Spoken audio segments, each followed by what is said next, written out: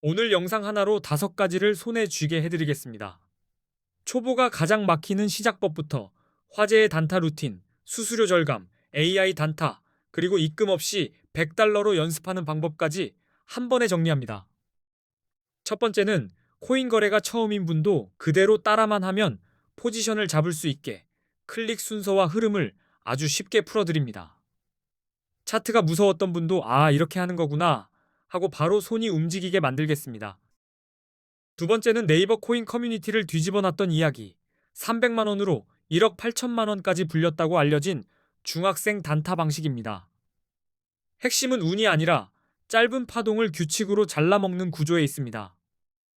세 번째는 거래할수록 새는 돈, 바로 수수료를 최대한 할인받는 꿀팁입니다. 단타는 승률보다 수수료가 먼저 승부를 갈라버립니다. 같은 매매를 해도 수수료 설정 하나로 결과가 완전히 달라집니다. 네 번째는 AI를 활용해 하루 50만 원씩 꾸준히 노리는 단타 방법입니다. 사람 눈으로 놓치는 패턴을 AI가 먼저 후보로 뽑아주고 우리는 그중 확률 높은 구간만 골라 들어가는 방식으로 시간을 아낍니다. 다섯 번째는 첫 거래 때 내 돈을 입금하지 않고도 가입 이벤트로 $100를 받아 거래 연습을 시작하는 방법입니다. 리스크 없이 손에 감을 익히기엔 이만한 출발선이 없습니다. 고정 댓글에는 수수료를 최대로 깎는 설정 방법과 $100 받는 가입 링크를 한눈에 정리해 두었습니다. 영상만 보고 끝내지 마시고 고정 댓글에서 준비물을 챙겨가시면 흐름이 훨씬 빨라집니다. 물론 이벤트로 받은 $100로 바로 10억을 만드는 건 현실적으로 어렵습니다. 대신 내 돈 영원으로 코인 거래를 공부해 볼 수 있고 레버리지를 적절히 써서 한 번만 제대로 맞추면 몇백만 원까지도 만들어 볼 수 있습니다. 이벤트로 받은 $100는 공짜 돈이 아니라 실수해도 치명타가 덜한 연습장이라고 생각하시면 좋습니다. 주문 넣는 손맛, 손절과 익절의 감각, 레버리지 조절을 그 돈으로 먼저 익히면 실전에서 훨씬 침착해집니다. 이제 왜 코인에 관심을 가져야 하는지 머리 아픈 이론 말고 직관적으로 보여드리겠습니다. 같은 1,000만 원이 어디에 있었느냐에 따라 인생이 바뀌는 숫자가 나오거든요.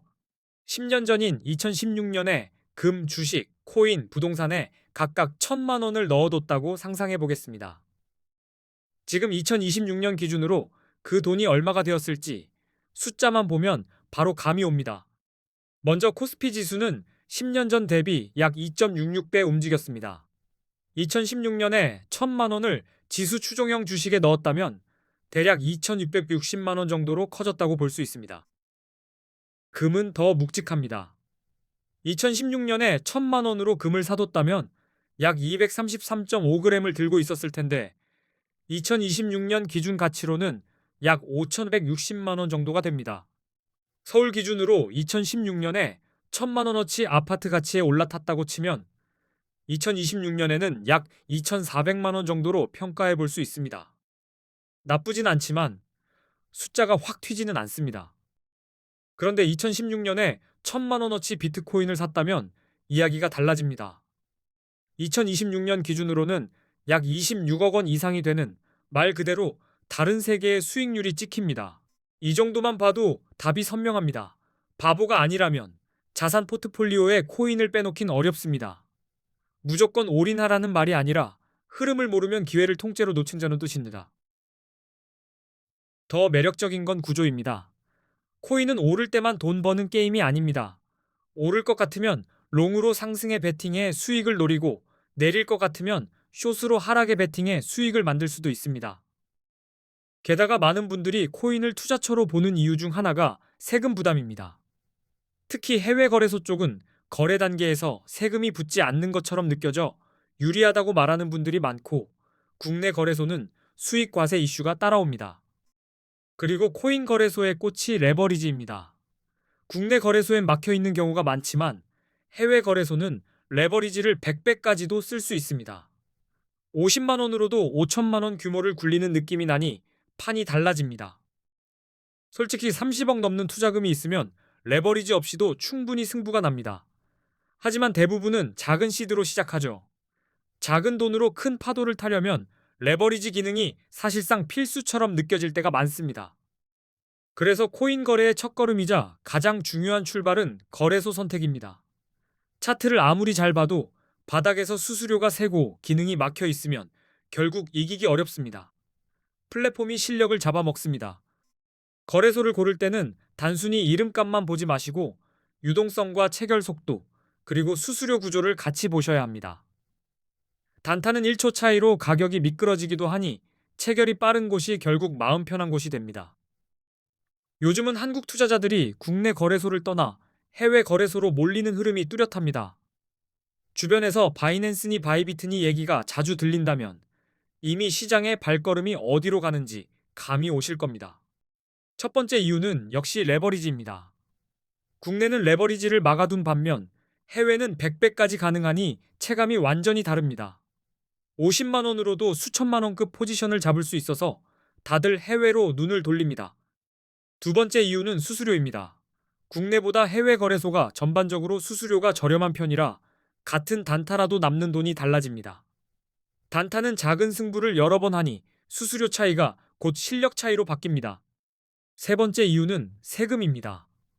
해외 거래소는 세금이 없다고 말하는 분들이 많아서 선호가 커졌고, 국내 거래소는 거래 수익에 대한 세금을 낸다고 느끼는 분들이 많습니다. 다만 최종 기준은 거주지 규정이니 확인은 필요합니다. 한국인들이 특히 많이 쓰는 해외 거래소, 그리고 가입하면 100달러를 주는 이벤트를 하는 곳 정보는 고정 댓글에 적어뒀습니다. 오늘 영상에서 설명드리는 설정도 그 링크를 따라가면 그대로 맞출 수 있게 해놨습니다. 이제 대형 거래소들의 수수료부터 현실 체크를 해보겠습니다. 대형 거래소는 거래 수수료가 대략 0.005% 수준이라고 보시면 됩니다. 숫자만 보면 작아 보이는데 레버리지가 붙는 순간 괴물이 됩니다. 예를 들어 1000만 원으로 단타를 친다고 가정해 보겠습니다. 여기에 20배 레버리지를 걸면 한 번 거래할 때 수수료가 22만 원까지도 나옵니다. 포지션 열고 닫는 순간부터 이미 출발선이 밀려납니다. 하루에 고작 10번만 매매해도 수수료만 220만 원이 됩니다. 수익을 내도 남는 게 없다는 말이 왜 나오는지 여기서 바로 이해가 되실 겁니다. 수수료는 보이지 않는 손이 아니라 대놓고 지갑을 엽니다. 그래서 수수료가 비싸면 절대 이길 수 없는 싸움이 됩니다. 승률을 올리기 전에 먼저 수수료를 내 편으로 만들어야 합니다. 같은 실력이라도 수수료가 낮은 거래소에서 시작한 사람이 끝까지 버티는 구조입니다. 이제 A 거래소와 대형 거래소 4개를 비교해 보겠습니다. 대형 거래소는 대표군 4곳으로 잡되 이름이 많이 쓰이는 바이비트, 비트겟, 바이낸스에 더해 수수료 0.05% 수준의 일반 대형 거래소까지 포함해 보겠습니다. 기준은 5가지입니다. 수수료가 얼마나 싼지, 거래가 얼마나 간편한지, 한국어 지원이 되는지, 레버리지가 몇 배까지인지, 원화로 바로 입금이 되는지입니다. 먼저 거래 수수료부터 보겠습니다. A 거래소는 0.01%로 깔끔하고 바이비트는 0.015%, 비트겟은 0.06%, 바이낸스는 0.04% 수준입니다. 단타는 이 차이가 누적되면 체급이 바뀝니다.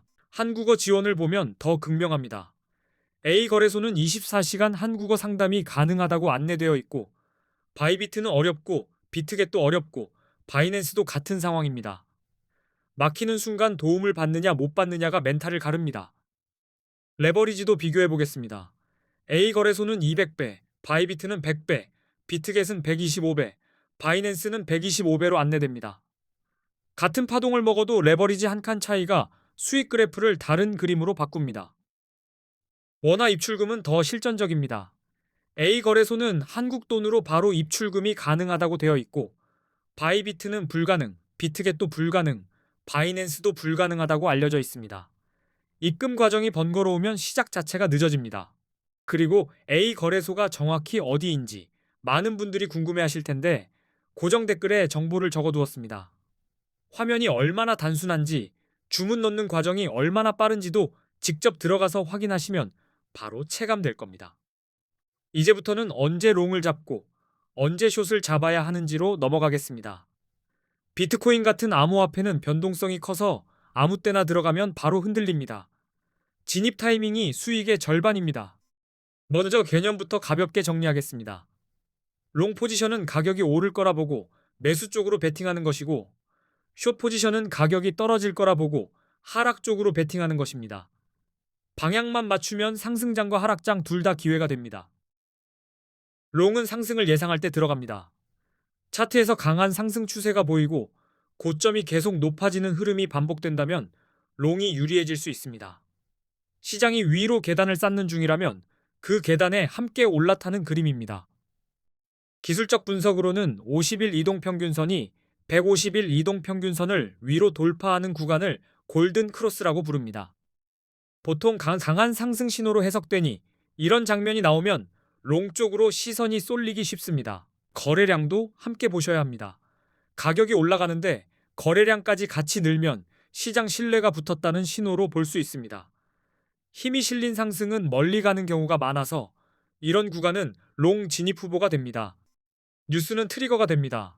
규제 완화 소식, 대형 기관 투자자 진입, 비트코인 ETF 승인 같은 긍정 이슈가 나오면 가격을 밀어 올릴 때가 많습니다. 이런 바람이 불 때 롱을 잡으면 성공 확률이 높아질 수 있습니다. 반대로 숏은 하락을 예상할 때 들어갑니다. 차트가 하락 추세로 꺾이고 저점이 계속 낮아지는 패턴이 이어지면 숏이 유리해질 수 있습니다. 시장이 미끄럼틀을 타기 시작했다면 그 방향에 올라타는 쪽이 숏입니다. 기술적 분석에선 50일 이동평균선이 150일 이동평균선을 아래로 내려가는 구간을 데드크로스라고 부릅니다. 보통 하락 신호로 해석하니 데드크로스가 뜨면 숏을 고려하는 사람이 급격히 늘어납니다. 거래량이 줄어드는 장면도 위험 신호입니다. 가격은 오르는데 거래량이 빠지면 상승 에너지가 약해졌다는 뜻일 수 있습니다. 힘없는 상승은 자주 꺾이니 이런 흐름에선 숏 포지션이 더 안전하다고 느껴질 때가 많습니다. 부정적인 뉴스도 하락을 가속합니다.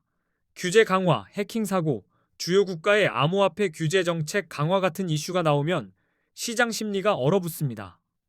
이런 상황에선 숏으로 방어하거나 하락에서 기회를 찾는 전략이 유리할 수 있습니다.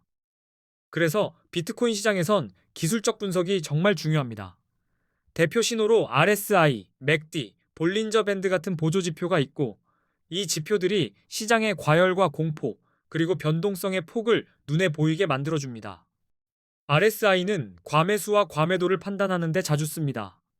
RSI가 70 이상이면 과매수로 해석되어 숏을 고려할 수 있고 30 이하이면 과매도로 해석되어 롱이 유리해질 수 있습니다. 숫자 하나로 분위기가 바뀝니다. 맥디나 볼린저 밴드를 함께 보면 더 선명해집니다. 맥디는 추세가 붙는지 꺾이는지 힌트를 주고 볼린저 밴드는 변동성의 넓이로 폭발 구간을 암시합니다. 이 조합이 특정 시점의 롱과 숏 판단을 훨씬 단단하게 잡아줍니다. 정리하면 롱은 상승 추세와 골든 크로스, 거래량 증가, 긍정 뉴스 같은 신호를 확인하고 들어가는 쪽이 유리합니다. 숏은 하락 추세와 데드 크로스, 힘 빠진 거래량, 부정 뉴스 같은 근거를 모아서 결정하는 편이 성공 확률이 높습니다. 오늘 내용이 단타를 하실 때 길잡이가 되었으면 합니다. 고정 댓글에는 수수료 최대 할인 꿀팁과 $100 받는 가입 방법을 다시 정리해 두었으니 꼭 확인해 주세요. 앞으로도 쓸모 있는 영상으로 꾸준히 찾아뵙겠습니다. 끝까지 시청해 주셔서 감사합니다.